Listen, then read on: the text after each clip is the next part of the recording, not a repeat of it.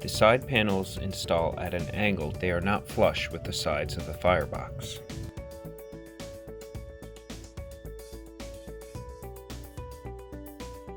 The slot in the log rest at the back of the firebox and the lower panel clip holds the side panel in place at the correct angle.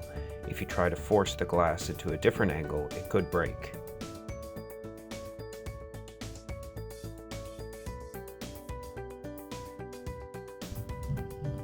Take care when installing the top clips.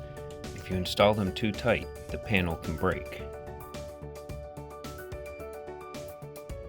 Hold your drill or driver perpendicular to the side of the fireplace that you are working on and install tight enough so that the panel is secure, but not so tight that the panel will break.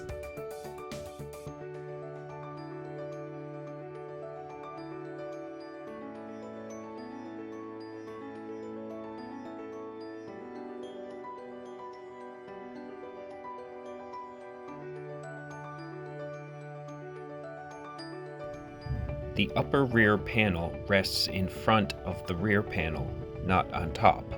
If the upper panel is placed on top of the rear panel, it will show a gap between the sides and the top panel.